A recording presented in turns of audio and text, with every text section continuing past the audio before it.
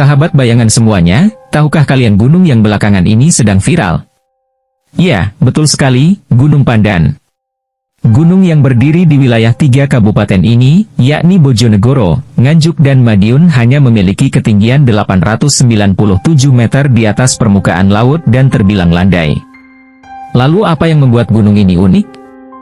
Yuk kita simak, jangan lupa tekan like dan subscribe dulu ya bagi yang belum. Kenapa Gunung Pandan berbeda dengan kebanyakan gunung lainnya? Begini guys, pertama, jika kalian mendaki Gunung Pandan, kalian akan mendapati pendaki dan peziarah atau pelaku ritual bercampur jadi satu di puncaknya. Karena tepat di puncak Gunung Pandan terdapat beberapa lokasi yang dikeramatkan dan bangunan yang digunakan menginap oleh para pendaki spiritual. Yang kedua, jika kalian berada di puncak Gunung Pandan, kalian tidak akan bisa melihat pemandangan yang indah karena tertutup oleh lebatnya hutan di area puncak. Meskipun demikian, patut kita banggakan, akhir-akhir ini Gunung Pandan menjadi terkenal karena kerja keras dari para pecinta alam dan organisasi kepemudaan setempat, terutama di wilayah Bojonegoro.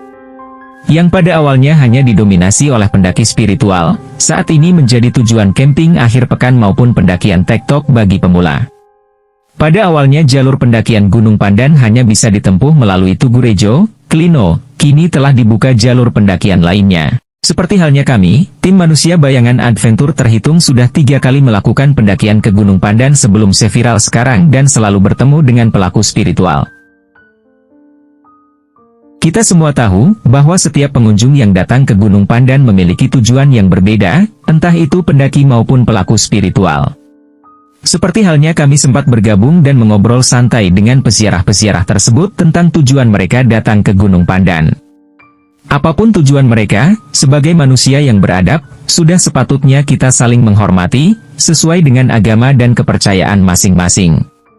Yang pasti jangan pernah terpedaya oleh setan yang selalu berusaha mengajak kita melakukan kesirikan. Yuk kita simak. Di sini ada apa aja kita lihat. Ternyata ada tempe, kelihatan ya. Kita ada tahu, ada kalau di Arab namanya roti Maryam, tapi ini di Bojonegoro nggak tahu namanya. Maryam mungkin ya. Nah, roti Maryam. Ada juga camilan yang lain.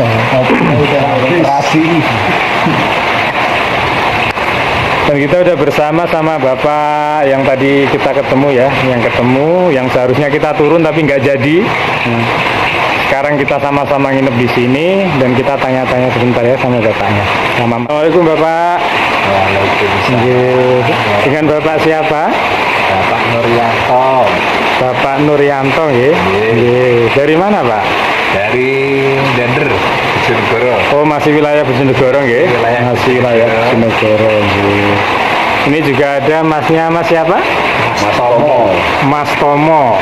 Namanya Tomo, namanya orang Jawa, tapi kalau dilihat dari wajahnya kayaknya keturunan orang timur ini. Ya, iya. Masih bawah darah Maluku. Ternate. Di sini tinggalnya di mana, Mas? Dander. Oh sama ya, sama bapaknya ini ya, Dander juga. Oke, sekarang kita tanya bapaknya dulu. Bapak sering ke sini, Pak? Kurang lebihnya 5 kali atau 6 kali kalau sering jalan. Nanti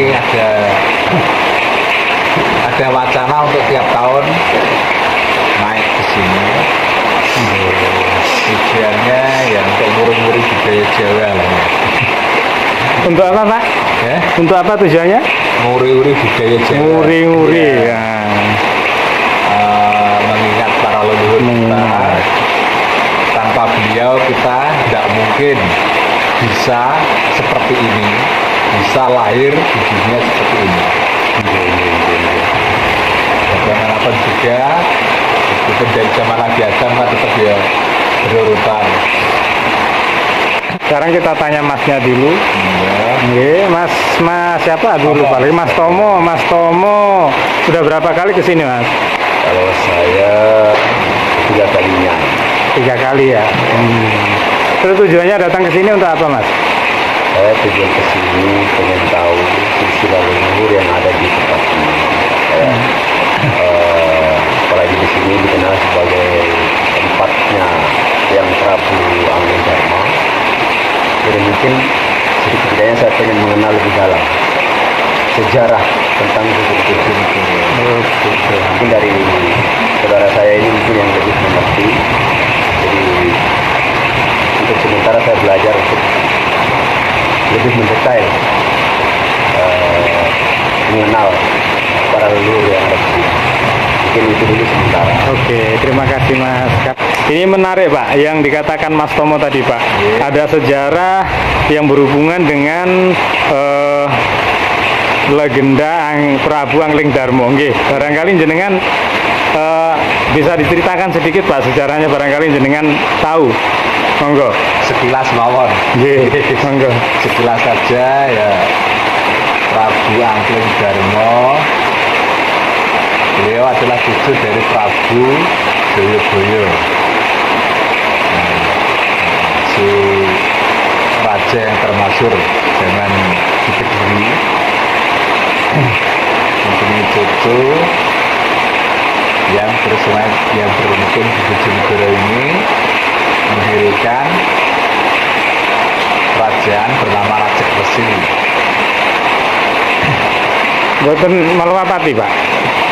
Ya, Malawapati namanya itu ada kisahnya juga ya. Oh, iya. Makanya di daerah barat sana, Bojonegoro bagian barat itu kan ada kecamatan Malo. Nggih, Malu ya. Kecamatan Malo itu berhubungan dengan legenda juga Prabu Angling Darmo. Dan cerita kematian Pati Obong, istri beliau Prabu Angling Darmo. Nggih. Nah itu makanya digabung Malo dan Pati Obong. Oh, Malwopati. Ya, Jadi gabungan dari Malo dan Pati Obong. Pati Obong. Nggih. Kurang lebihnya begitu ya mungkin. Terus mungkin posisi kerajaannya itu di mana Pak?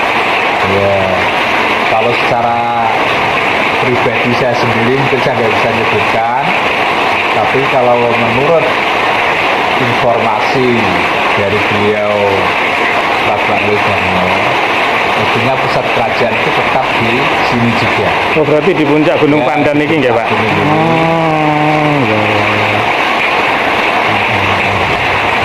Dan wilayahnya meliputi sampai sekarang ya Kabupaten Bojonegoro ini.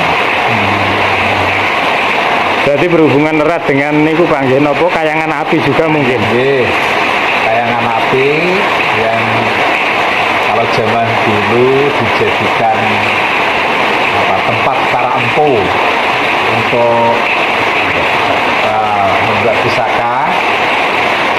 Membuat pusaka itu di sana kan sudah ada sumber api untuk pembakaran bahan-bahan itu. Dan beliau yang Rio Kusumo sendiri adalah guru dari Prabu Angling Darmo. Oh, begitu. Terus yang sering kita dengar yang beredar itu yang berdiam di sini katanya niku Pak. Kinten? Gitu. Nggih. Nggih. Niku saya juga menyampaikan apa yang pernah saya dengar dari beliau sendiri, Prabu Angling Darmo, bahwasanya beliau mau bersedia disebut siapa saja yang kita kenal. Jadi kalau kita kenal Prabu Angling Darmo ya kita sampaikan Prabu Angling Darmo. Kita sebut Eyang Mangunsari juga beliau bersedia. Tigrepo pun juga beliau bersedia. Jadi siapa yang kita tahu beliau tetap bersedia disebut. Disebut itu mau gitu. oh iya. Terus jenengan kok niku Pak apa? Oh, kelihatannya agak paham banget sejarahnya gitu napa ada hubungan? Ada artinya apa dari darah keturunan Prabu Angling Darmo atau gimana gitu? Kalau saya sendiri kok kayaknya nggak ada ya. Saya hanya dengar dari sumber yang ya, pernah datang ke sini juga. Beliau jadikan mediator, langsung berhubungan dengan yang Prabu sendiri. Jadi yang saya sampaikan ini juga langsung dari beliau yang Prabu. Oh, gitu. Ada lagi mungkin yang disampaikan, Pak? Kayaknya ya